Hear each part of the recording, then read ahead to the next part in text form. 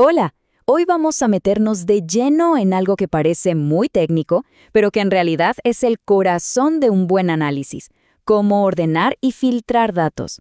Porque, seamos sinceros, sin esto los datos no son más que ruido.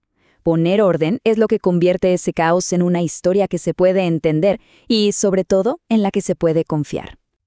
Y esta frase, da justo en el clavo. En el mundo de los datos no hay lugar para el más o menos. Cada detalle importa. La precisión no es algo que podamos elegir, es literalmente la base de todo. Así que vamos a ver exactamente qué herramientas de SQL nos ayudan a ser así de precisos. Piénsenlo de esta manera. ¿Se imaginan una biblioteca gigante con todos los libros apilados en el suelo, sin ningún orden? Sería una locura encontrar algo, ¿verdad? Bueno, así son los datos en bruto. Un completo caos. Ordenar es básicamente empezar a poner cada libro en su estante correcto. Es transformar ese desorden en algo lógico, algo con lo que sí se puede trabajar. Muy bien, empecemos a poner orden en esa biblioteca. Nuestra primera y más fundamental herramienta es la cláusula order by. Pensemos en ella como ese primer gran paso para que los datos dejen de ser un laberinto y se conviertan en algo navegable. Con order by tenemos dos caminos. El primero es ASC, o ascendente. Es el que SQL usa por defecto. Ordena de la A a la Z, o del número más chico al más grande. Y luego tenemos desc, o descendente, que hace, todo lo contrario. Un consejo: aunque ASC sea el default, escribirlo siempre es una buena práctica. Hace que el código sea súper claro para cualquiera que lo vea después. No deja lugar a dudas. Esta tabla es básicamente nuestro traductor de humano a SQL. Si alguien pide un reporte en orden alfabético o cronológico, ya sabemos que se refieren a un orden ascendente, o sea, ASC. Pero si dicen, muéstrame lo más nuevo primero, o algo como en reversa, la señal es clara: necesitamos un orden descendente, DSC. Esto nos ayuda a convertir una petición de negocio en una consulta precisa. Ok, aquí es donde mucha gente cae en una trampa muy común. Escribimos la consulta, SQL nos da un resultado y, asumimos que está bien. Pero, ¿cómo podemos estar 100% seguros? Esa pregunta nos lleva a una de las mejores prácticas, más simples y más importantes. Y aquí se ve perfecto. A la izquierda, el error típico. Se ordena por año de lanzamiento, pero esa columna no se muestra. ¿Cómo se supone que verifiquemos que el orden es correcto? Imposible. A la derecha, la forma correcta de hacerlo.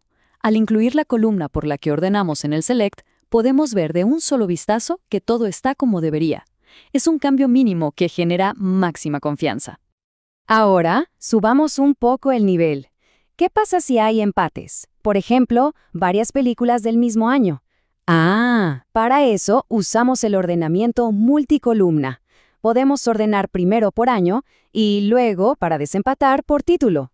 Incluso podemos mezclar las direcciones. Y un punto importantísimo: los valores nulos. Ojo con esto, porque cada base de datos los trata diferente. Hay que saber cómo funciona la nuestra para no llevarnos sorpresas. Muy bien, ya tenemos los datos ordenaditos. Ahora toca el siguiente paso lógico: enfocarnos solo en lo que nos interesa. Dejamos de organizar para empezar a seleccionar.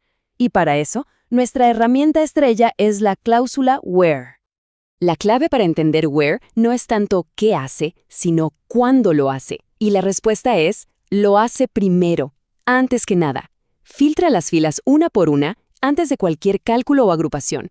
Es como el primer filtro que reduce el universo de datos para que solo trabajemos con lo que de verdad importa. Es pura eficiencia. Y las posibilidades que nos da where son enormes. Podemos pedir datos con una calificación mayor que cierto número, o que sean de un género y también de otro, o usar like para buscar títulos que contengan una palabra específica, o incluso buscar los registros a los que les falta algún dato con isNull. Es básicamente nuestra navaja suiza para cortar y quedarnos solo con el pedazo de información que necesitamos. Pero, ¿qué pasa si la pregunta cambia? Y si ya no nos interesan las filas individuales, sino los grupos? Por ejemplo, si quisiéramos saber qué directores tienen, en promedio, películas con una calificación mayor a 8. Para eso, where ya no nos sirve. Se queda corto. Necesitamos otra herramienta, una más especializada. Y esa herramienta es Having. Su trabajo es muy específico. Se aplica después de que los datos ya fueron agrupados con Group By. Es decir, una vez que ya calculamos la suma o el promedio o lo que sea para cada grupo, Having entra en acción y nos deja filtrar esos grupos basándose en el resultado de ese cálculo. En pocas palabras, no filtra filas, filtra los resúmenes. Y este es el concepto que lo une todo. El orden de las operaciones es crucial. Veámoslo paso a paso. Primero, Where hace la limpieza inicial fila por fila. Después, Group By toma todo lo que sobrevivió y lo organiza en grupos. Y solo al final entra Having para filtrar esos grupos ya formados. Si nos acordamos de este flujo, la diferencia queda clarísima. Where es para individuos, Having es para el equipo. Bueno, hemos cubierto bastante. Así que ahora vamos a juntar todo esto en una especie de lista de verificación, un resumen de lo que define un trabajo profesional con datos. Y aquí lo tenemos. La idea es ser intencional, ordenar siempre con un propósito, verificar siempre lo que hacemos, filtrar de forma inteligente, Where para las filas, Having para los grupos, y ser explícito, claro y consciente de los detalles.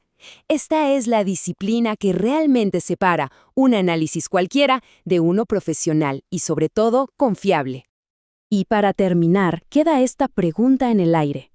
Porque al final del día, esto no se trata solo de escribir código. Se trata de tener la responsabilidad de asegurar que la historia que cuentan los datos sea la correcta. Porque como dijimos al principio, en el análisis de datos, la precisión simplemente no es negociable.